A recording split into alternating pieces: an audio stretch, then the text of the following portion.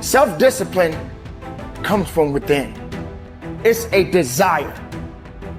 It's being able to understand that you got to get the work in and you got to be willing to go further and harder than you've ever gone in your life. Don't really want to get up and get out of bed. Yeah, I get up and get out of bed. I don't really want to work out. I work out. I really don't want to hammer on a project. I hammer on the project. Now, as an overall rule, I do not like procrastination. You need to get things done. Overcoming the old self allows us to become somebody else. And there is that period of transition. Call it the void where there's just not a lot happening. And you just got to be able to keep going and continuously get to the end of your belief where most people stop. Success is like a quiet daily set of tasks. Real small. Real small. It's very quiet. It's a very quiet process where you're just drawing your state from within yourself, doing these like simple little tasks, but finding love in those simple little tasks. It's not this big rah-rah speech where you do this one thing and something big happens. Look, when you start deciding that it's time to change, you may have to use 5, 4, 3, 2, 1, 5,000 times a day because you're pushing through self-doubt and you're pushing through procrastination and you're pushing through resignation and you're pushing through fear over and over and over and over and over and over and over again. Change the chapters in the book of your life if you want to. There's a book being written about you. And if you can decide, you and God, or you and whatever you believe, you're the author. You can turn the page. It might be year 2, 3, 4 before you get your big win, but you can decide now, I'm going to walk, talk, and be a different person. See, we don't have the courage, and that's what it takes, courage. It takes guts to do that which you know you need to do. If you don't have the courage to act, life many times will move on you and make you act. And the measure of a person's will is determined by what they are willing to do to ensure triumph over tragedy.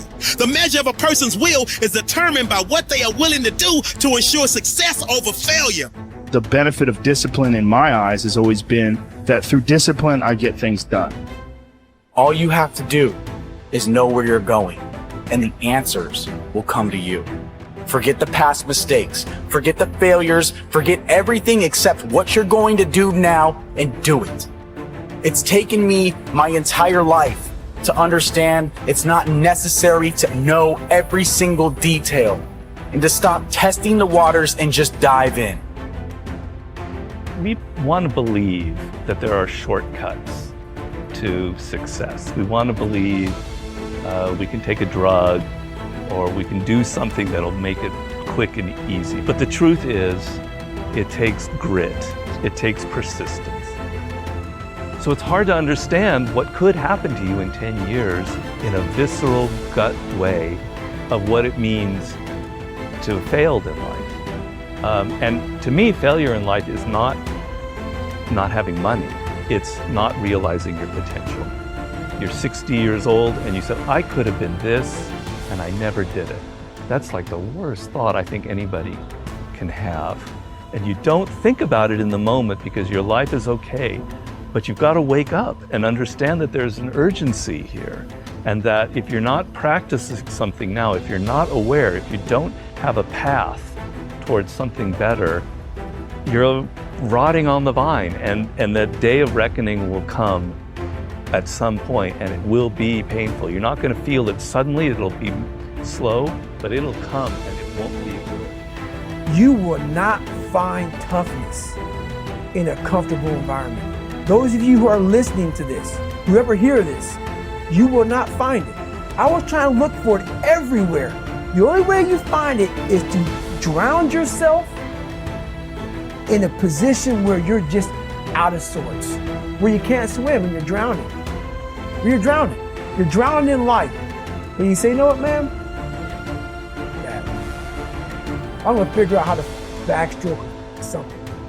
I'm gonna figure out how to, and then you figuring out all these tools. Your mind starts to, when you quit, your mind does this. Because you're out. once you say, I'm not going to quit, this is the 40%. When you quit, your mind says, we're done. So it doesn't expand. There's no expansion when you quit. When you say, you, this sucks, I'm drowning, I'm miserable, I'm suffering, I'm broken, but I'm not going anywhere. What happens to your mind is it does this. It says, he's not leaving. So we got to expand. We got to grow. We got to figure this thing out. So then these compartments in your brain start to they have to work. They have to work. And then you start to engage parts of your mind that you never engaged before. But you can't engage it by sitting back in these nice chairs, drinking this nice water, talking to you, talking about what I want to do. That's where the 40% thing comes in. It comes in when you're in suffer mode and you say, I'm not going to quit. You're forcing your brain now to operate on a level it's not used to, but then it becomes used to. Successful people are intensely solution-oriented. The fact is that life is a continuous succession of problems and difficulties without end. This river of problems is only interrupted by the occasional crisis, which makes the problem seem small in comparison. In fact, if you are living a busy life, you will probably experience a crisis of some kind every 2 to 3 months throughout your life. You will have business crises, family crises, financial crises, health crises, and other crises. The problems and crises never stop. They keep coming like the waves of the ocean. The only thing you can control is your responses to these problems and crises. And therein lies the key to your success. Successful people respond effectively to problems. Ineffective people do not. Successful people take a deep breath, relax and think clearly. They look for the good in every situation. They seek the valuable lesson. Above all, they focus on the solution, on what can be done rather than what has happened and who is to blame. There is a methodology that you can use to solve any problem. It requires that you approach the business of problem solving systematically and in an organized fashion. Just like there is a process for solving mathematical problems, there is a process for solving business and life problems, and you can learn it, use it for the rest of your career. Step 1. Define the problem clearly. A problem properly defined is half solved. It is absolutely amazing how much time is wasted floundering around looking for a solution when no one is quite clear about the problem. Step 2. Ask, what are all the possible causes of this problem? Look for both the obvious and the not so obvious causes of the problem. How did it begin? What are its origins? What triggered it in the first place? What is the critical variable that changed to cause the problem in the first place? What assumptions were made that led to the problem? Just like a doctor conducting an intensive examination on a sick patient, you should thoroughly dissect the problem before you attempt to solve it. Step 3. Ask, what are all the possible solutions? Avoid the natural tendency of most human beings to leap from a problem definition to a conclusion regarding a solution of some kind. Always ask, what else is the solution? Sometimes the best solution is to nothing at all. Sometimes the best solution is to gather more information. Sometimes the best solution is to realize that this is not your problem and pass it on to someone else whose responsibility it is. Step 4. Once you have identified several possible solutions, ask, what must this solution accomplish? The only way you can judge the attractiveness of a solution is to determine in advance what you want the solution to accomplish. You've heard it said that the operation was a success, but the patient died. It is very common for us to initiate a solution and implement it, but the problem is not only not solved, but it is worse than it was before we took action in the first place. Be sure that the solution you select will accomplish the purpose you had in mind when you started on the problem-solving exercise in the first place. Step 5. Once you have decided on the ideal solution, assign specific responsibility or take responsibility yourself for implementing the solution. Set a deadline for implementation. Set a measure by which you can determine if the solution has been effective. A problem-solving discussion that does not lead to agreement on a specific solution, accompanied by the assignment of personal responsibility and a deadline, is a problem that will come back over and over again without resolution. Practice this systematic method of dealing with a problem over and over until it becomes a habit of thinking. You will be amazed at how much more effective you become and how much better your results will be using this method. I kept saying this to myself on repeat. There is no way, Mel, if you work this hard, that you will not be rewarded.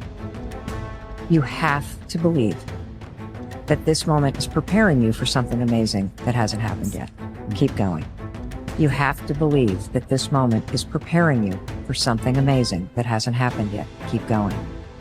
And so I repeated that over and over and over and over and over again as I wanted to throw in the towel, as I would start to bash myself, as I would start to feel sorry for myself and be like, nope, there's just no way I'm going to believe that something amazing isn't going to happen. I've worked too hard. Something amazing that hasn't happened is coming.